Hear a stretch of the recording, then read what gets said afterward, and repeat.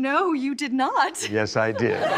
They called it the event of the year, a gathering so exclusive that only the wealthiest dynasties of America could step through its marble doors.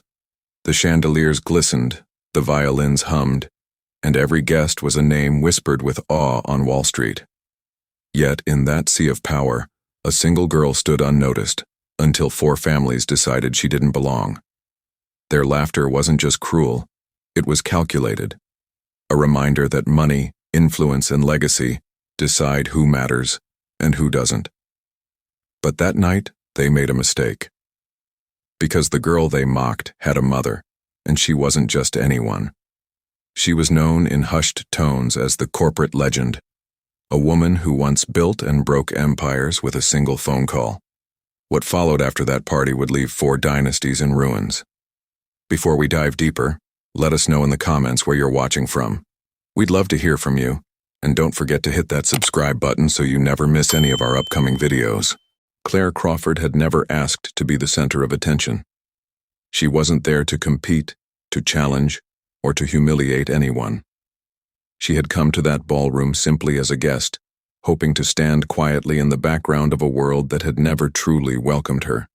Yet in the eyes of those 4 families, dynasties built on old wealth, political ties, and ruthless ambition, her very presence was an insult. They laughed not because of who she was, but because of what she represented, someone they believed could never rise to their level. But what they didn't know, what they couldn't have imagined, was the woman standing silently behind her. Margaret Crawford, the corporate legend, a name once spoken in awe, now only whispered in fear. Who were these families that mocked Claire? Why did they target her? And how could one woman bring them all down? The answer begins on the night of that glittering party. Claire Crawford had grown up far from the marble halls of America's dynasties. She was humble, raised with the kind of quiet dignity that comes from hard work, rather than inherited wealth. She dreamed of one day carving her own path into the business world, of proving that intelligence and determination could open doors no matter how tightly the gatekeepers shut them. But the 4 families who stood at the top of that world were not dreamers.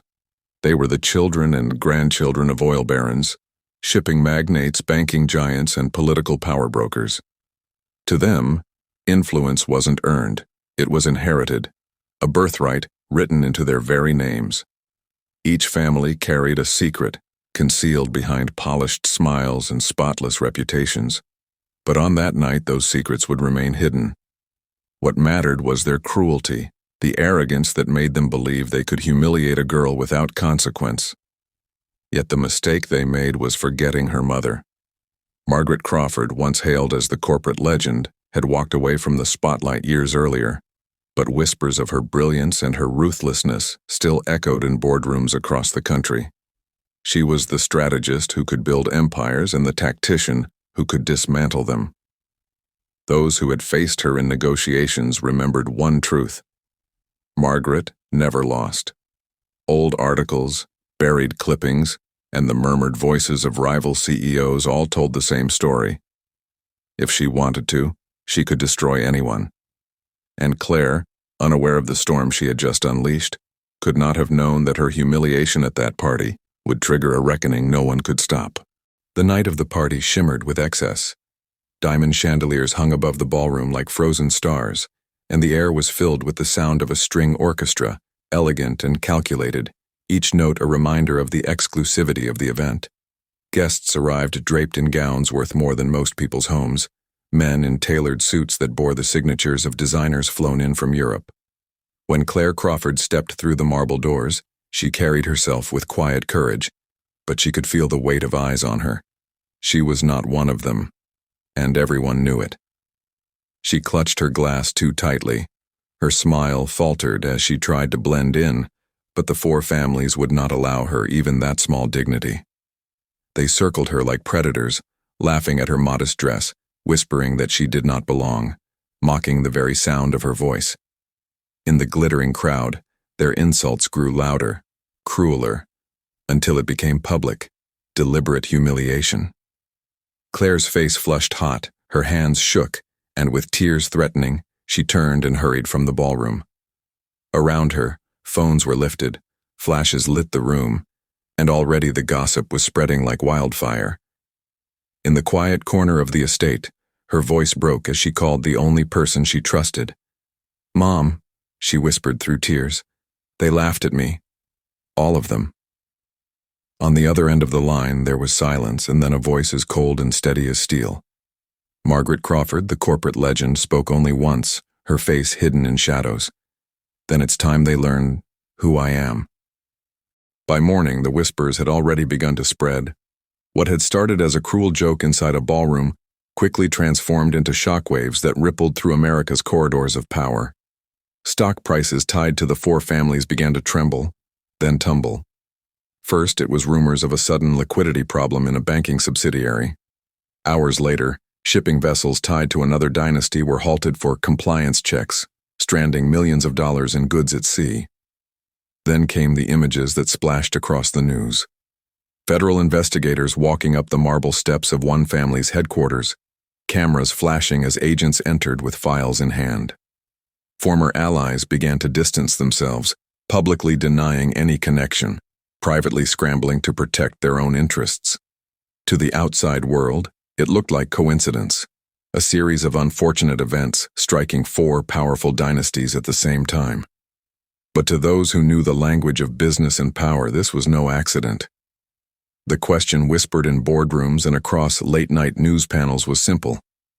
Who could possibly orchestrate something like this?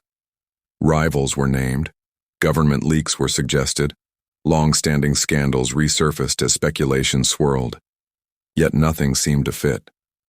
Until one evening, in the dim light of a private office, confidential documents slid across a polished mahogany table. Contracts, acquisitions, signatures, all leading back to one name, written in ink as sharp as the woman behind it. Margaret Crawford, the corporate legend. For months, perhaps even years, Margaret Crawford had been preparing for this moment. While the world believed she had retired quietly into obscurity, she had been gathering files, assembling records, and documenting every secret the four families had hoped would never see the light of day. Hidden behind locked drawers and encrypted drives, she kept dossiers so detailed that even seasoned investigators would have envied them.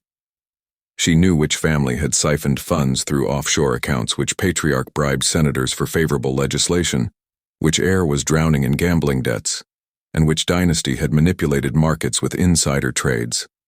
But Margaret Crawford never acted recklessly. She waited, patient and silent, until the night her daughter, Clare, walked into that ballroom and was humiliated.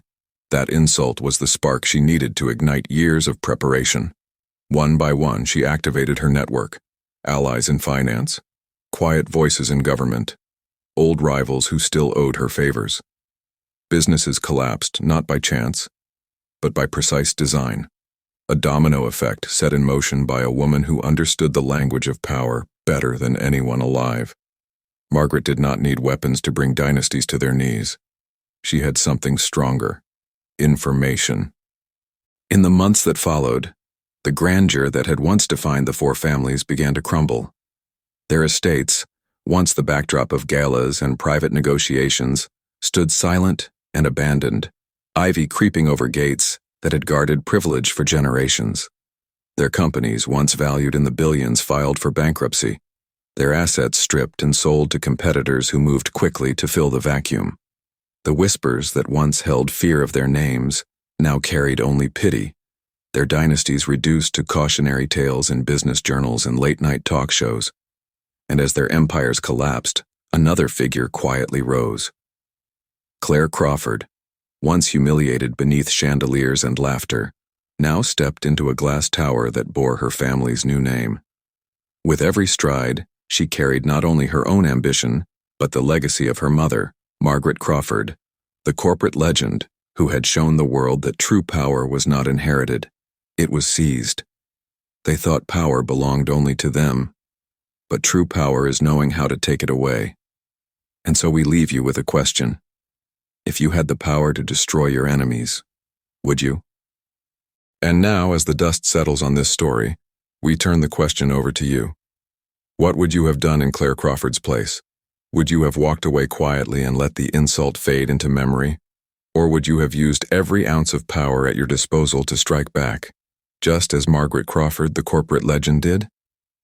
We want to hear your thoughts. Share them in the comments below, because every perspective adds another layer to stories like these. And before you go, make sure you subscribe for more real-life stories of power, betrayal, and revenge.